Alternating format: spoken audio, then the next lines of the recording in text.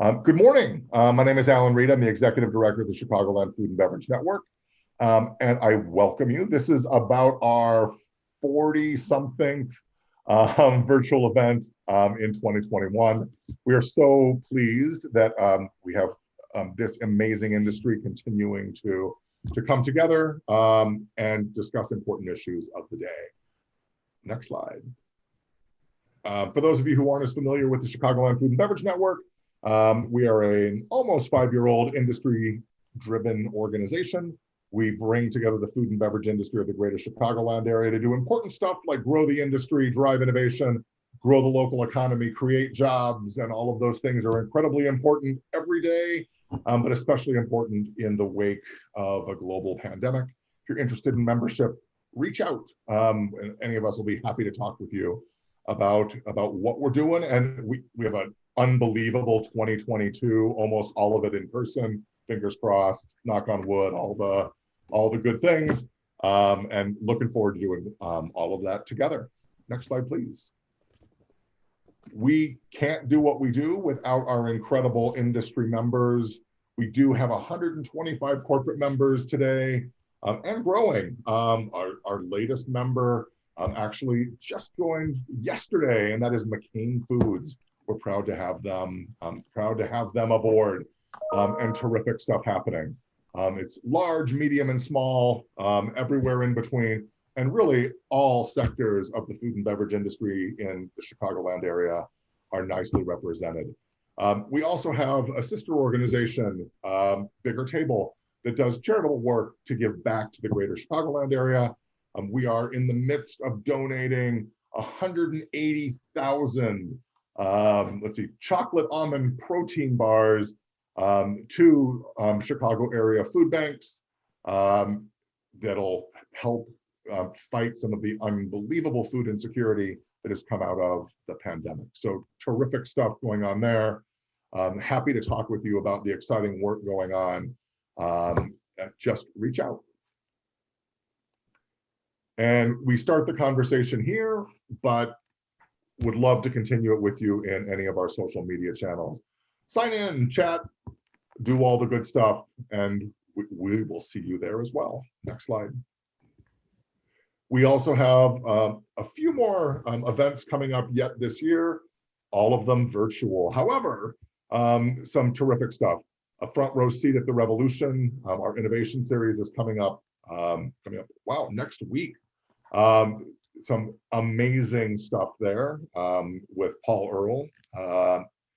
Our popular Beta Rudder quarterly distillations from the Intel distillery. Terrific just summary of what's happening in our industry on a quarterly basis, and that team does great work. We have an intellectual property, building and protecting your brand event coming up in early November. And then to end the year, we have Data Central, and they're just an incredible group of trendologists that will be looking back at 2021 trends, looking forward to 2022 trends. And we have an amazing sample box that you're gonna wanna order to make sure you're sampling along with what we're tasting. Oh, it's like, already it's amazing stuff. You're not gonna wanna miss that. So keep an eye out, even though it's not in person, it's always cool to sort of sample those things kind of collectively. And it's been one of the, I'll say, silver linings and bright spots coming out of the past couple of years is being able to do that kind of stuff together. So join us. Hope to see you there. And we have two of, I'll say, just the hosts with the most, with Steve and Jordan. I'm going to turn it over to them and let them introduce our panel and the topic for the day. Gentlemen. All right, thank you, Alan. I am Steve Gaither, CMO of C8 Fortune. We are a national sales agency, an emerging brands accelerator, a branding agency, an e-com agency. We are a consumer brand agency. Really happy to be partnered with the lovely and talented Jordan Buckner from Food Bevy. to bring you the new and improved founder series. Sort of my guy behind the curtain mixed with Jordan's I know entrepreneurship. And the one thing we both hear a ton is from founders is I need an investor, right? So sort of the important question to be asking yourself really is why, right? There's, and Myra, you mind popping up the slide that usually is really ugly, but Myra actually made look pretty. So I can't make jokes about it anymore. But there's sort of a continuum between capital, between debt and equity, and really a time for both, right? So first, I sort of want to, before we jump in, is sort of address the when, right? When do I use angels? When do I use SBA or senior debt? When do I use venture capital? When do I start talking to strategics or private equity? Really set up the dialogue. Once again, we have sort of this matrix. Along the top is really the stages of a company. I call them proof of concept, up and running, signs of life, growing nicely, and sizable maturing. And down the left, you have your capital sources. And what you sort of see is the earlier stage companies, really there's sort of three options, right? One is friends and family, or as Mike Chopin always says, people crazy enough to invest in you. They don't know anything about the market. They don't know anything about food and bev. They are institutional investors, but they believe in you. You've got SBA funding, typically a line of credit. What happens is when you're in food production, you have to write a check for that initial inventory run, and then you have to wait like 90 days to get paid for it. So how do you handle that working capital gap? And usually SBA funding is a good way to do that.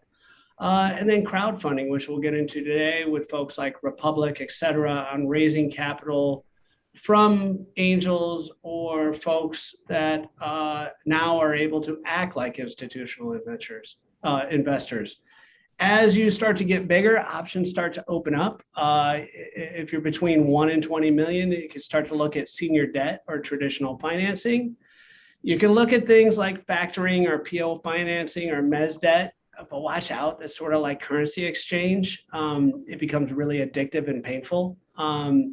And you can start to see VCs dipping down into bridge round, maybe when you're at 750 or $1 million in revenue, but they typically come in Series A or B. And then the later stage options, right? When you're 10 to 20 million or so, you can start to look at venture capital. You can look at senior debt. When you're hitting 20 million plus, private equity starts to come into the picture a little bit. So to sort of help us navigate this universe that I sort of set up, we've been fortunate enough to bring together some incredible players. Jordan, please introduce yourself and Food Bevy and the crew at the table, if you could.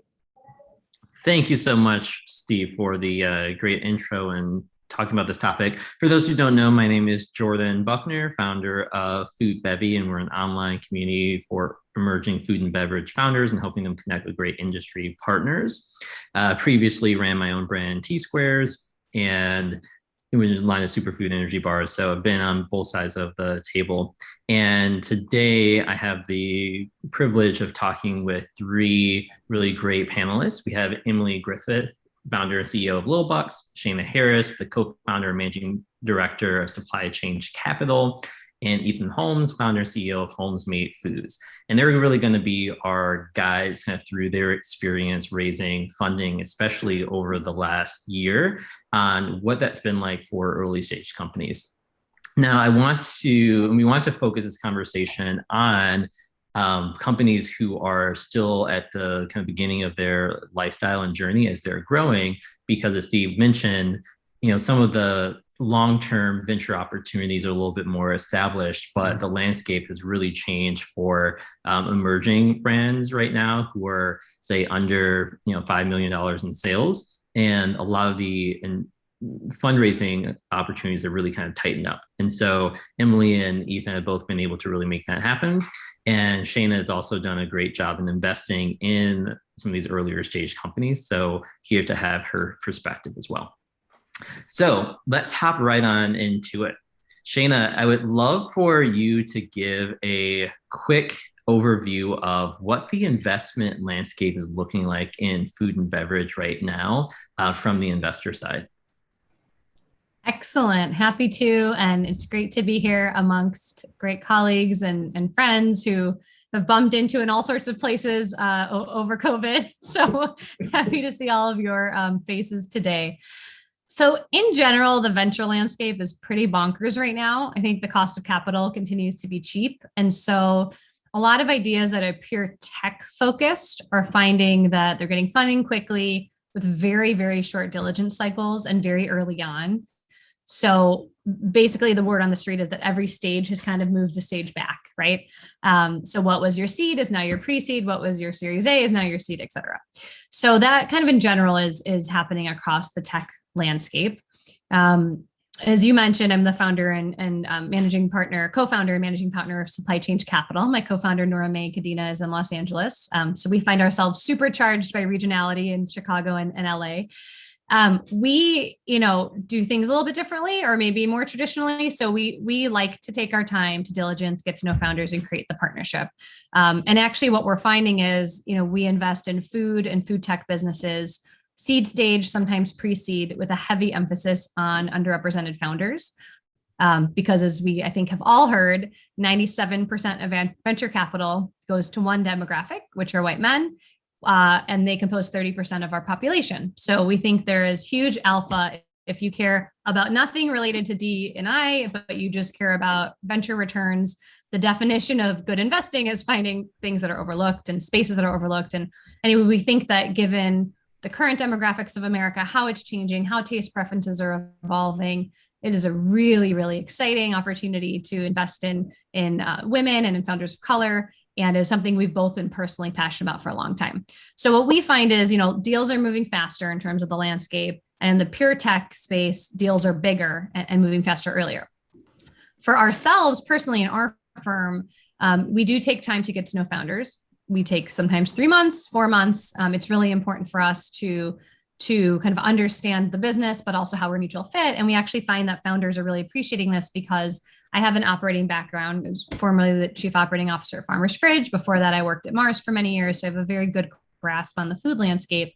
Prior to all of that, prior to business school, I was working in agricultural supply chains and manufacturing. So the name of our firm, Supply Change Capital, is no coincidence.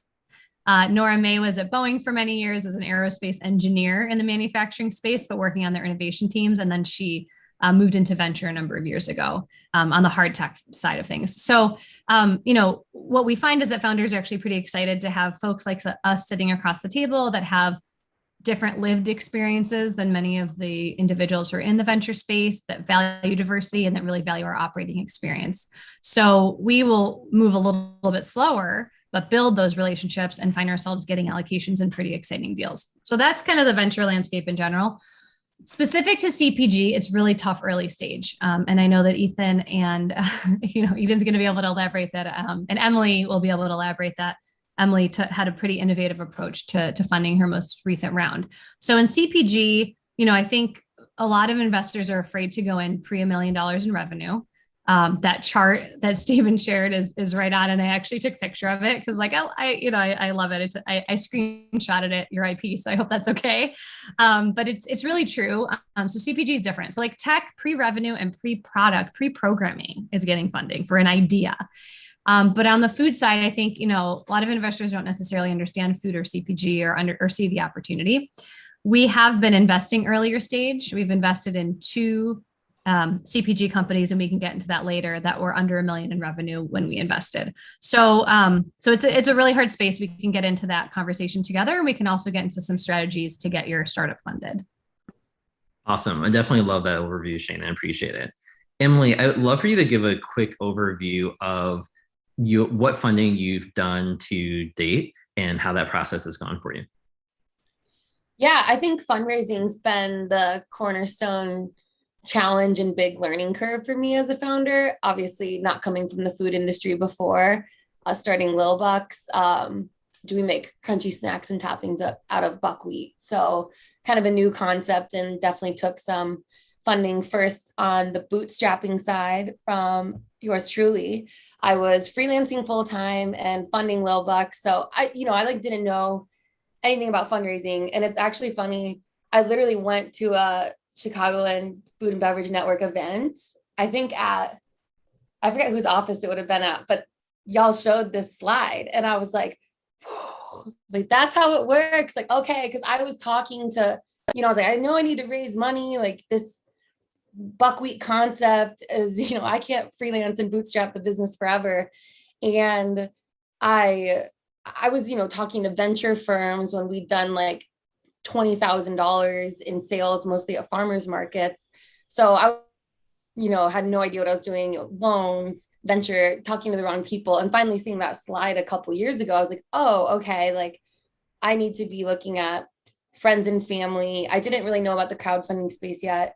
But yeah, ultimately in December 2019, pretty much on track with this chart, I raised $250,000 through a friends and family round. So just a collection, I think 21 different people from my network.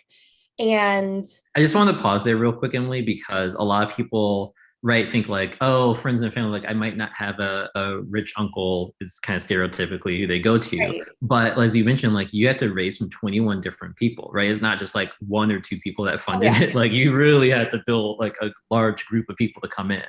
And yeah, like I've talked to some people about that too. They're like, well, I don't know, like my family's not rich. So, and I think that's the misconception is that, oh, friends and family does equal you came from a rich family. And that's not the case. Like, I think one person in that round was a family member. So it's really, and you'll be surprised who comes out of the woodworks. Like my friend's dad that I met at a wedding, like a couple of weeks before we closed the round was ended up being one of the bigger investors. So you just got to put yourself out there. And it was tough work to wrangle that together, but that was the first set of funding we did.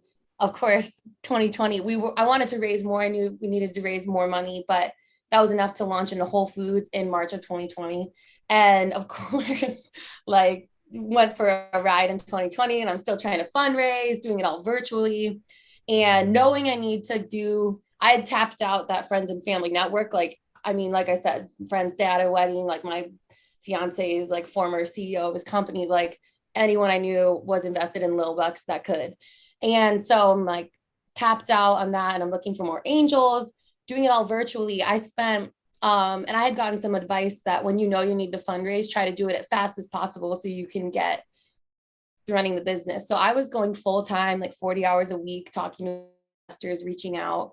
It was really challenging. And finally I got to a point where I'm like, I don't know where else to find angels. Like, I feel like my network, and because you can't do that in-person networking, it's a little harder in some ways. In some ways it's easier because you don't have to travel to all these investor meetings, but that's what led me to do a crowdfunding campaign. I met Republic. There's WeFunder as well and a few other ways to do it, but basically it's democratized fundraising. So rather than people who need to invest in a friends and family round need to be an accredited investor, which takes out a lot of people that might be interested in investing. I did even have some friends who wanted to invest, but they didn't have a high enough net worth to be able to legally invest in my company. So with the crowdfunding, how that works is, people could invest for as little as $150. No need to be an accredited investor. We ultimately raised $155,000 through that from, I think, over 260 investors. And by doing this crowdfunding campaign, you can legally shout from the rooftops that you're raising money for your business. So I could publicize much more widely and use that network of over 250 people that invested in my company. Even if it was $150, they're officially a cheerleader for you. And you use them to meet more people. Ultimately through that campaign, I met more angels and opened my network a little more. And we closed an additional $680K. So all that to say, we've raised $1 million in funding now. Wait. That is huge, Emily. So you you did your equity crowdfunding round. There's like 155,000, which is like great. But then you were able to leverage that to raise an additional like 680. Exactly. So, I gave you the long story first, but the short story is we raised $1 million in funding, which sounds super clean. But in the background, it was like, okay, we first did this friends and family. I tapped out that network. This crowdfunding campaign opened up a new world where I was able to shout from the rooftops and leverage a new investor network of people cheering for me from around the world, and then meet some more investors after that and ultimately close and get to that $1 million in funding.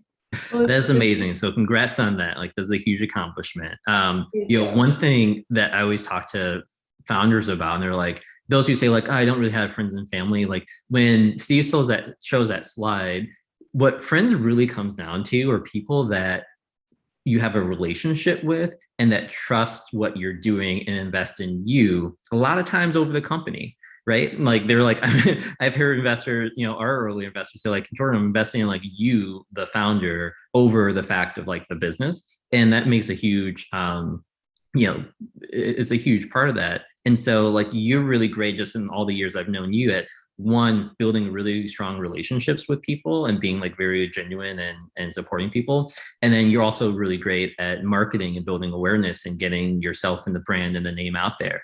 And so this has been just like a real testament to like your core skill sets and how you've been able to grow. So congratulations on that.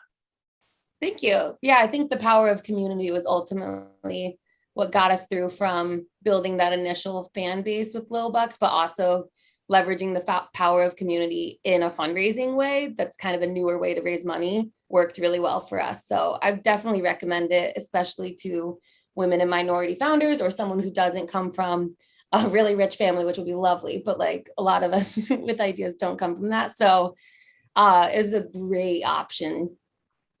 That's huge. And I think it's so great how you've been able to leverage each of those opportunities to build on one another and to like maintain those relationships with your initial investors, lead into the crowdfunding round, which then leads into a much larger round above there, right? They're not individual or one-off kind of investment opportunities. Exactly. So yeah, I try to clarify that when, you know, people get intimidated when it's like, oh, well, they just did that. They just raised $1 million. It's usually that's not the story for a lot of people when you ask them what that road was. Oh my gosh, it's much harder.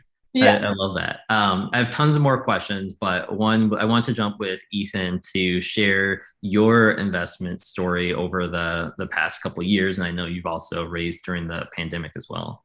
Yeah, so, I entered the market when I was like 21 years old. I was a college student, and seeing that chart from Steve really, just like Emily, it clicked with me. I wish I had that when I first started, when I was 21, but I had no financing history and I had an average to low credit score. So I really had to figure out how to finance this business, entering our first supermarket at that time, 25 locations through Ohio and Illinois, Heinen's. I had to say, how can I finance this through being creative, leveraging relationships, PO financing, leasing equipment to co-packers, and really through our brand equity. And so we did about 6 different strategies since that introduction in 2015. And a lot of the strategies are what, Emily spoke on, Shayna, number one, bootstrapping. Negotiating credit terms with suppliers, payment terms with customers. So 210, net 30, COD, payment in advance, PO financing, which definitely can be painful, which Steve mentioned. Just when PO financing, just because when you're dealing with distributors and deductions, you might not get back that exact amount on that invoice. So you do want to be really careful with factoring. Business competitions. Pitch events hosted by universities. I was able to bring in about 5,000 to 10,000 early on through economic development organizations and accelerators. Grant funding opportunities are also through accelerators, incubators, just doing your research with your local economic development in your city. Crowdfunding, I used Indiegogo when I first started. We only raised about 20,000 at that time. And just like Emily mentioned, you never know who's going to invest. I had somebody who's like a friend of a friend, and he just said, hey, I love what you're doing. I'm going to give you, $5,000 towards that. And that put us right over. And so we were able to use that. A few other resources that I've worked with the team at WeFunder, Honeycomb Credit, which is also a really great resource, a new one that allows crowdfunding with debt with friends and family. So that's a good one to look up. And then debt financing. So I worked a lot with micro lending organizations in the beginning to become bankable. So they allow me to, get promissory notes, as well as working with angel investors early on. And then lastly, equity financing. So specifically over these last really 12 months, We've really focused on that, targeting organizations like the Hirschberg Entrepreneur Institute, which allows CPG founders to pitch to a group of seasoned investors. And so we were able to raise about 175,000 through COVID from that event. And really now we're starting a relaunch for a $1.5 million target raise round that we're doing currently. So done a little bit of everything. And from my experience, starting this company when I was 15 years old, this idea, going to college, saying, all right, let me bring this to market at 21. I really had to open a lot of doors, and through each of those experiences, even if it was only a $50,000 promissory note or a $20,000 convertible note, I was able to learn from that. And so now we're trying to take this to a larger national expansion level. So now I'm taking that same formula. So I think it's good to put your feet out there and definitely take those experiences in. Ethan, I love that. And what I think is just a true testament is how you've been able to leverage multiple financing options.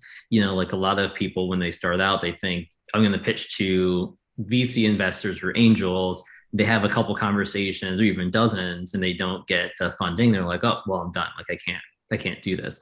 And I'm a huge advocate now to founders and all the additional ways of kind of building that financial stack around your business, utilizing all those sources, including, grants that are out there, doing like PO financing, factoring, inventory financing, equity crowdfunding, rewards-based crowdfunding, and really thinking about it as your funding stack and starting with, when you can, like the least expensive options, which in some cases might be like, rewards-based crowdfunding, because you're essentially using it as a pre-sale, all the way to some of the higher financing and equity options, which are beneficial and have their place, but you are giving up more in terms of interest or in equity. And so huge congrats on that. Out of the different fundraising options that you've done, which do you think have been the most kind of effective or produce the most amount of change or benefits for your business? Yeah, so I'd say it's a mix. Just as a minority-owned company with a great story, starting this as a young founder, I'd say number one was really business competitions, grant funding, with a mix of friends and family in that. So one of our largest funding opportunities from that was a competition called Cleveland Chain Reaction. And it was similar to like Shark Tank, hosted by the city of Cleveland. I think about 500 businesses applied. I made it to the top 20, and then I pitched and then made it to the top 3. And from there, we received $130,000 from the Cleveland Foundation, which is the largest community philanthropic, organization in Cleveland. So from that really gave us a lot of leveraging power. It opened a lot of doors in terms of retailers, in terms of credibility. So just putting yourself out there, pitching, looking for those opportunities locally, I think is number one. Something I didn't speak on is working with getting your product out there. So there's a lot of barriers to entry as a small manufacturer. So we were producing our product ourselves. So I actually had to go to contract manufacturers as I started to grow and say, hey, I just purchased this automatic piston filler cup machine for $40,000. I'll lease this equipment to you for your other customers. And then I was able to get some discounted pricing, some negotiation in terms of the quality and lead time. So I think, again, it's just taking advantage of whatever opportunities you can and just leveraging it. Real quick, I just want to point out sort of the obvious that I sort of heard Ethan, you and Emily sort of talk about, that I think a lot of founders and entrepreneurs don't realize you're really doing 2 dang jobs, right? One, you're founding and running a company and operations and sales. And now you have this new role that a lot of people didn't think about. Not only is it CFO, but now you're out there raising capital, which is really a full-time job in and of its own, So how have you guys collectively been able to, A, wear that hat you didn't even know you had to wear, and then B, become really good at it, Oh, so I think, Emily, you're on mute. I don't know if that was for me first, but. It's for both of you guys, so have at it. So. Even take it away. Okay. Wearing that hat, again, I think it's just a hat I had to adjust to. And to be honest, when I first started, I didn't know anything about financing or even the concept that I needed to fund this business. I just wanted to sell I just wanted to build that brand equity and expand to more doors. And I think that was the initial focus. And from that, opportunities came out. Friends and family said, hey, I want to give you $10,000. And from there, I was like, okay, so now I can build a cap table. And now I need to really look at my operating agreement and understanding the terminology behind it. And so I think, again, it just kind of built from there. I didn't go out and seek it. I didn't watch Shark Tank and say, hey, my valuation is 5 million. I actually didn't even know what my valuation was. So I had to work with organizations like the SBDC, speak to angel investors and say, what do you think my valuation is? And then learn from those experiences to kind of see maybe I'm a little bit more with, more projections. So you kind of understand what I'm saying. So, yep, just had to adjust to it. Yeah, I think a lot of founders naturally are more interested in sales or marketing or brand building or R&D, which is, I fall into that category on all those items. Like finance was the last thing I wanted to think about when I started the business. I'm like, the money just comes, but that's not how this works. So you want to run a business, you have to learn how, everything it takes to run that. And cash is king, and learning how to manage your cash flows, doing PO financing, all these strategies, and learning about all the ways you can make your cash extend as long as possible is crucial to being someone running a business. So it was a really good learning experience. It's so hard though, so hats off to everyone doing it, because you are doing 2 full-time jobs. You're talking to all these investors or whoever you're going to get financing.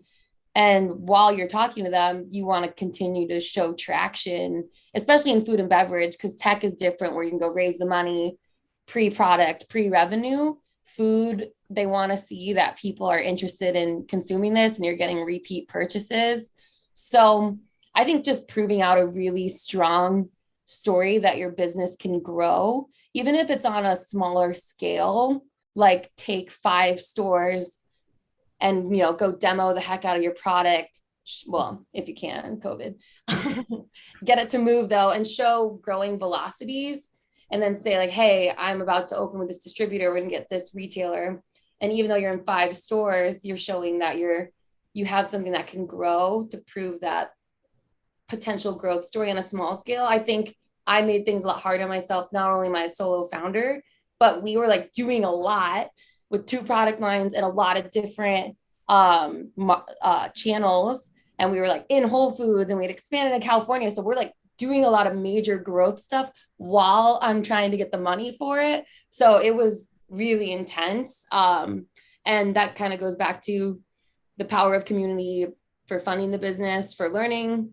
I went to stuff like Chicagoland Food and Beverage Network to learn about what the heck we need to do to get to the next level, but also just meeting other founders and connecting with some of my best friends are, people I've talked to every day that have gone through this fundraising struggle and doing those, wearing both hats at once. So I think making sure you're, still talking to others and building a community around yourself to lift yourself up and learn when you're going through that. Cause it's just like, it's a hard stage to go through. And I think most founders like Ethan and I have probably gone through it, and you just have to do both, and it's hard. Emily, I'm curious about your perspective on what investors have been responding to as you're pitching them for various rounds, right? Because you're elevating buckwheat, which is a commodity and grain, but as this like awesome brand, great use cases, and you have the snack products, which are really amazing above that. But it seems like a lot of investors are going towards things like alternative meats and alternative seafoods and just like more cutting edge products that don't exist at all in the world. But I'm curious to know like what stands out as investors to say like, hey, I want to invest in you because of X, Y, and Z. Yeah, I think a big thing comes down to, obviously, with stuff like plant-based meats and things, that there's a lot of technology and IP involved. If you can own your IP for, almost like an invention of a new type of food or something, that's a great way to get capital a lot faster. But when you're doing something where like, yes, someone else can make like hot sauce, or someone else can make a granola or a snack, you're in a really competitive category where there's a lot. I think showing the the taste first and foremost. I think people want to fall in love with that and feel like it's a product they're trying to frequently consume. And then again, if you can prove that people are repeat purchasers on your website or in store, growing velocities, that's huge. They just want to see like, oh, this is something people are excited about and want in their pantry at all times. So I think that's been big for us. And what was a big turning point in raising was not only just having this really innovative idea with buckwheat and the sourcing story and improving soil health and improving American diets, like that's all great. But when we put that into a really unique product, our cluster bucks, which is a superfood snack clusters, it was able to kind of show this invention of, oh, we've taken this really good idea and story with buckwheat and we put it into almost an invention that consumers love and are buying again and again and has growing velocities. And that kind of helped us get a lot more interest with funding. Awesome. Love that. And then Ethan, similarly for you, right, you're create applesauce that tastes great, something that a lot of people are familiar with. But what have you used as part of your arsenal to help Holmes applesauce really stand out to investors to get them to, put money into you, the brand and the company? Definitely, that's a great question. I'll kind of answer that in two parts. One with a story, but number one, really a focus on innovation and how we can own the white space in the market. Something that I've been using a lot with investors is this term sleepy category, which the applesauce has been labeled as for years, decades, actually. And, there's not a lot of innovation. You have the same players. And so we're trying to do something different. And so showcasing that to investors through our story, through our strategy, as Emily mentioned, our channel strategy has been huge in figuring out, okay, with today's technology, social media, and all the marketing efforts that have popped up, post-COVID, how can we, use those effectively to grow our sales and show that through a financial model, through projections. The second part of this is when we first started, I actually reached out to a Cleveland Cavalier. His name was Matthew Deladova, and it was 2016. I said, hey, I'm making some great applesauce. I'm a young entrepreneur. So really sold him on the story. And then from there, I said, hey, let me, have you come out to my city of Cleveland, Ohio, and, do an event. And so he actually loved what we were doing, emailed us back and came out. And an investor actually came to that event and was our first investor. And so he gave us about $20,000 investment at that time for 1%. But again, just because we were able to bring out that Cavalier player for free, just from reaching out, again, those leveraging opportunities, PR, brand equity have been huge. Yeah, I love the creativity there and how that pays bound. So that's amazing. Shayna, from your perspective, what can founders do who are early stage to really stand out? And then maybe talk about two of the food investments that you've made recently and what really stood out to you about them. Yeah, that's a great question. So in terms of standing out, there's a couple of things. So fundraising definitely needs a strategy behind it. And I love the ingenuity and creativity that Ethan and Emily just shared, because there's definitely not one silver bullet, and it's got to be a strategy. So if you're like, I want to raise $1 million, I mean, sometimes the strategy happens by happenstance because you learn things as you're rolling it out, but there are a lot of different tools to get there. I would say to stand out, you want to have a very, very clear deck. The deck is kind of the holy grail, 10 slides initially that lays out what problem you're addressing, why you're the person to do it, what do you have behind you, any traction to date. Guy Kawasaki has a really good resource, like the top 10 slides you'll ever need or something like that. I can drop it in the chat. But I find that as kind of a really good guiding force. We've used that as we raise for our fund, because you have to raise for a fund, just like a founder has to raise for their funding rounds. So I would say there's that. I would also say people like to be vouched for by other people. Like they like it if you can be vouched for in some way. And so that's what makes this kind of an insider game, which makes it hard. But I also think it is human nature, and we have to at least acknowledge it. Even if we are all trying to service our own biases in different ways, it is still helpful to have some kind of warm connections. So I'm sure Emily and Ethan have examples of how they've done this, like build the credibility, figure out whoever you're targeting, who are the people they know, who are the types of people they like. It could be they sit on a board, with somebody who's going through a program that, I mean, there's just such crazy connections that kind of come out of the woodwork. So, as you make your target list and create your materials, try to figure out all the different ways in. from kind of a cold introduction to how can I get all the warm introductions I can for these targets. So I think that's really critical. One thing when Ethan and Emily were talking, I was thinking of is, you're saying fundraising is a full-time job. It is.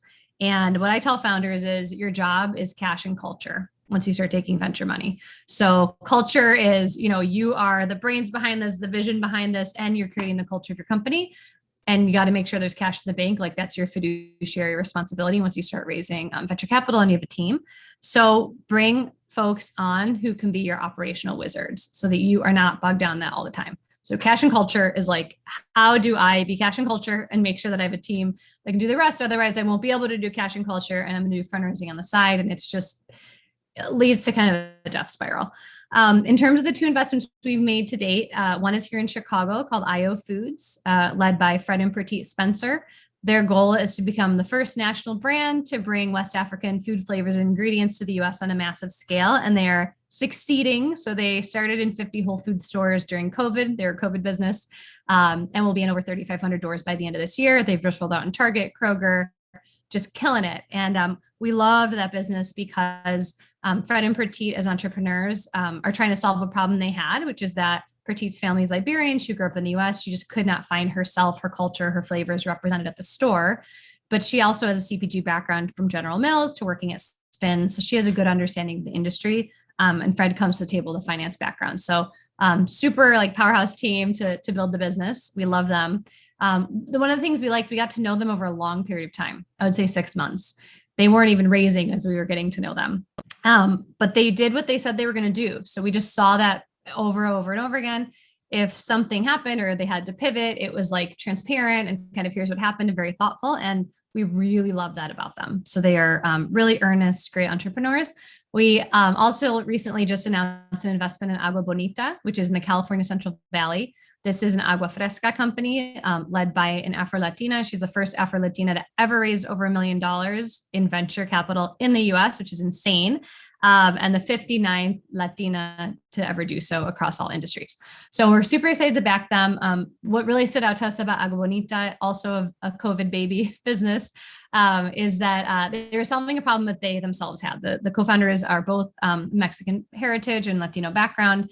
They didn't see themselves represented on the shelves.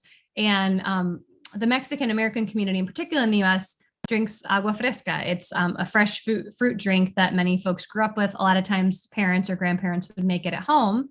But if you're buying it out in a restaurant or the marketplace, it's laden with sugar. It's just not very healthy for you.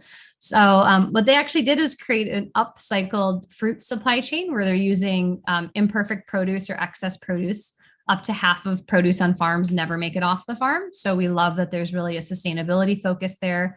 And it's a no sugar added product, a better for you beverage for the Latino community, which has been totally overlooked in terms of food innovation in the US. We think they'll follow in the footsteps of like a Siete Foods, which just announced that they hit $200 million in sales, which is amazing. So those are the ones we've invested in to date. And there are many other incredible companies that come across our plate all the time. And we just try to be helpful in connecting resources or other investors.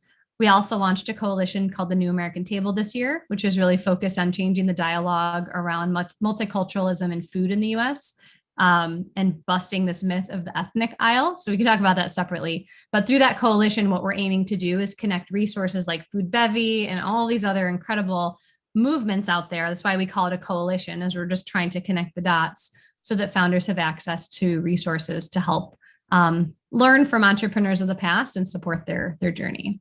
Hey, I love that. I think, go ahead, Steve.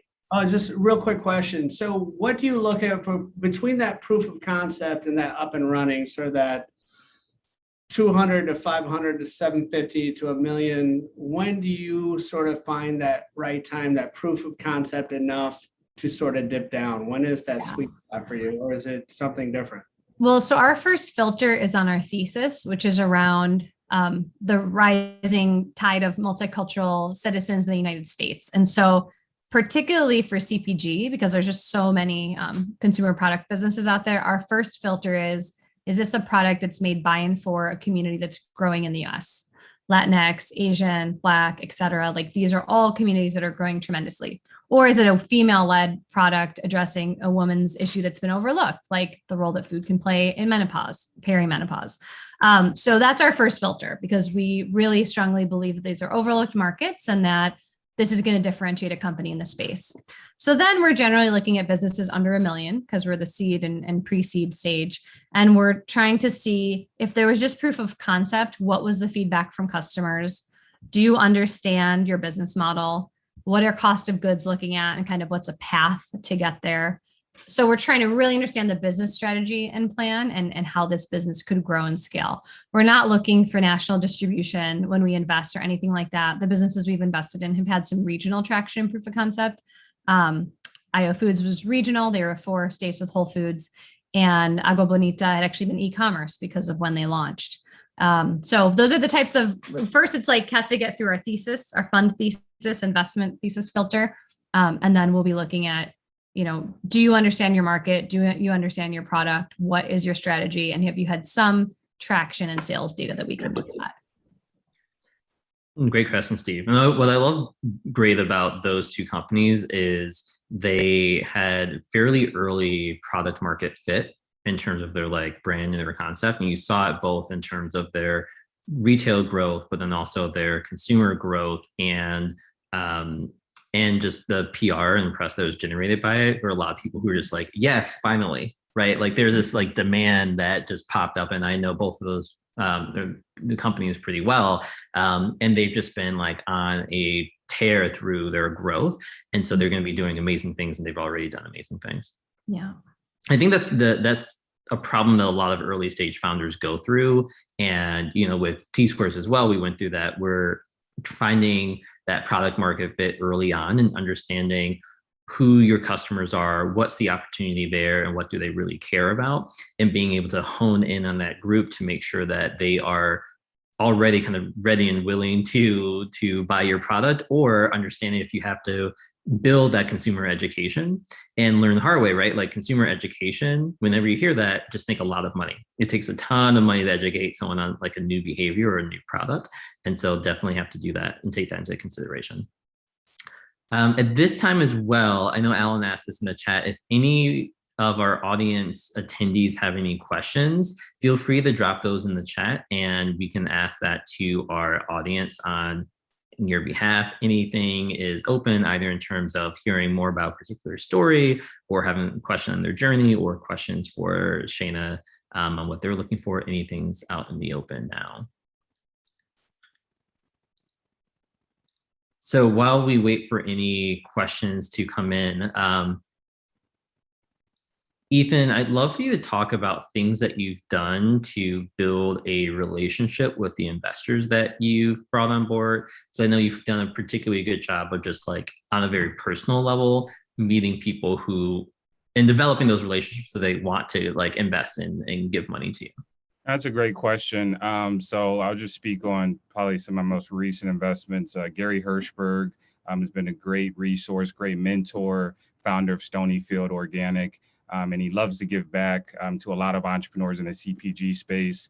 One of the things that he mentioned to me was, hey, I've never had a ginger applesauce, with natural ginger. So I actually went into the kitchen, our facility in Cleveland, and had our team make some ginger flavors for him and then sent it to him. He loved the concept. And from there, he saw, hey, this guy is following directions. He's willing to get his hands, dirty just to try out this flavor for me. I want to make an investment in him. And so I've also, hopped on a plane and did retreats to meet investors just in the last few months, just to, introduce myself, build that relationship, in person, specifically during COVID when we're in a virtual era.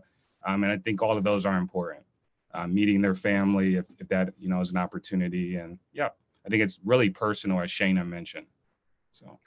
I mean, it's something that sounds so simple, but like actually being open to advice. I meet founders all the time who, they'll meet with an investor or someone else who's an advisor who's been in the industry, and they share a piece of advice. And not every piece of advice is right, but they shoot it down immediately. Like, no, that won't work. Yeah, right? yeah. And like that person Can I jump in on that real quick? Because I Yeah. think the humility piece is so important. And Ethan, I'm so glad you bring that point up on both sides, by the way, because I've met a lot of investors I would never want at my cap table. Like, so, sitting on this side of the table now, not operating anymore, you know your business best. So I'm going to have some really dumb suggestions, but I should feel like as a partner, I can come to the table and suggest them and we can just talk about them openly. And so we do really look for that humility on both sides of the table, which is why we like to get to know founders and why this environment of I invested in 3 days with no diligence is like a little uncomfortable for us. But I do think I would say in the food space, because I know it. And for the type of investor we are, we love that. And I think that, as Ethan mentions, Gary Hirschberg, Gary is an operator as well, right? As the founder of Stonyfield. And so I think particularly as you're thinking friends and family money, or we like to call it community money or the community close, because we, for our fund, did a community close because we didn't come to the table with $2 million to invest. And so we leaned in beyond friends and family to folks we'd worked with in the past. And a lot of the strategies that Emily laid out, in that kind of community close, that a lot of those folks may be former founders, or they may be just folks in the community who are passionate about what you're doing, but might not know you really well. And that's where the humility piece, I think, really plays a role in raising that kind of community round. Definitely. Steve, we're going to update your slide to call it the community close round. Please do.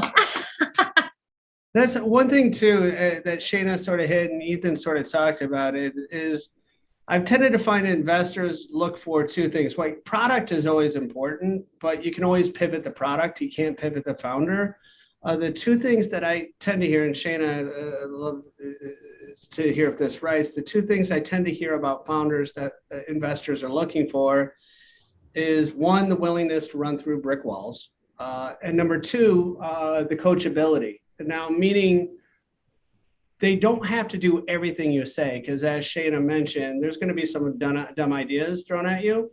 But a founder that runs it through the filter and comes up with a decision that's not based on ego or stubbornness is really important, right? So listen to it, run it through the filter. If it doesn't process, cool. But I think that big red flag that Shayna talked about, I hear a lot, that first, here's an idea, I'm going to defend and push it away, is usually a red flag, right? Yeah, totally. I've seen Shayna nodding yes. I'm on mute, but yes, I'm nodding yes. Paul has a question. Securing investors that know nothing about the food industry, have there been any barriers that you've hit, or has that been about like the founder or finances or over the investment being industry specific? So I don't know if Emily or Ethan, you've raised money from founders who have been not in food. How do you get that story across or that message across? Just to give a simple answer. So your second part, belief in the founder and the finances, I think that's always going to be across the board with an investor who's interested. So you want them to believe in you. You want to be able to create and show strong financials, and that, there is an impact there. But for us, a lot of people are like, why applesauce? I've eaten it as a kid. I don't eat it anymore. And so I have to, be able to paint that picture. So what I did was I actually invested a lot of money and time into getting data. So we purchased data from Nielsen and Spins. And that was a large investment for our size. And with that, I was able to work with a data specialist, and I can give you that resource for anybody interested. And he created a PowerPoint that we showed to investors that paints a picture on the applesauce industry, post-COVID, pre-COVID, and the number one package types, and getting that investor caught up to speed. And for example, the applesauce industry did $700 million in sales from 2019 to 2020. So we'd like to show how we can capture a percentage of that market share and then create a plan to do so. So I think that's number one, because again, a lot of people don't have applesauce on their mind as, their number one investment. So I love that. Well, that's awesome. So we're coming up on the end of our time here.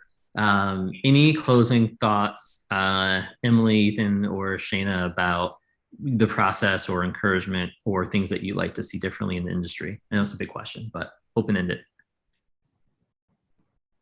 I would say I love the humility piece. So as you're talking with investors, there's the balance of being open to feedback and I think finding those right investors that you can be comfortable having open discussions about why a certain pivot or idea might work or might not, and finding those right people. But then at the same time, trusting your gut and focusing on what you know you need to do to get your business to the next level, because to raise and all the creative ways Ethan and myself have raised, you're going to talk to a lot of people. And I think at some points my head would be spinning on like, wait, should we go in this direction? Should we do this? And, if you're talking to investors not from the food industry, they might be excited about something that actually isn't that impactful when you know how the food industry works.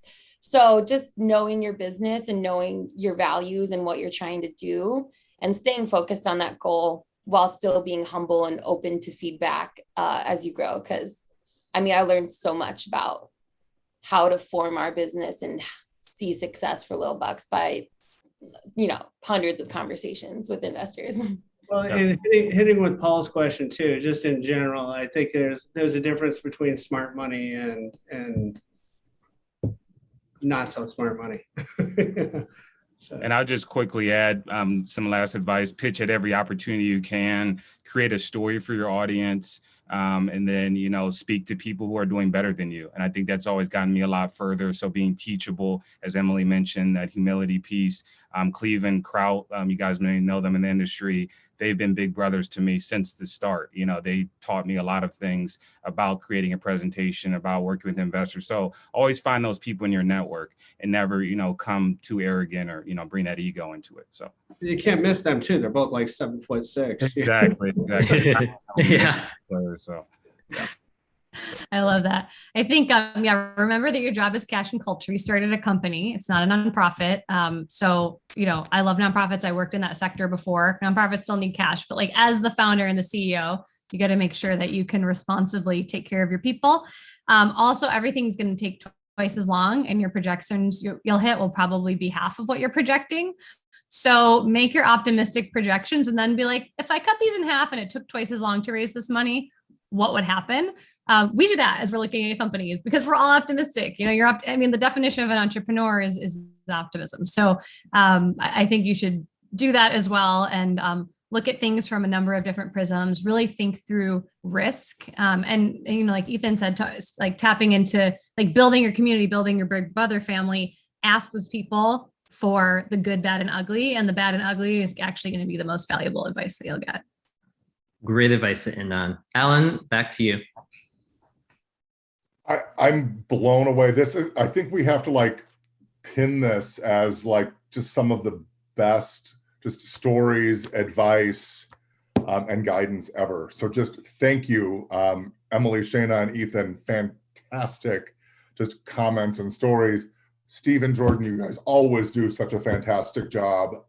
And really, I think this might be one of just the most impactful of the virtual events. So we'll pin this for everybody because I have a feeling that there will be lots of views of this in terms of the recording, because it's just such amazing evergreen advice. Thank you all. Attendees, thank you. And we will be back just next week with more and more stuff. And again, exciting stuff planned for the Founder Series for 2022. Thank you all. Thanks, everyone. Thank you. Have a great day. Thank you.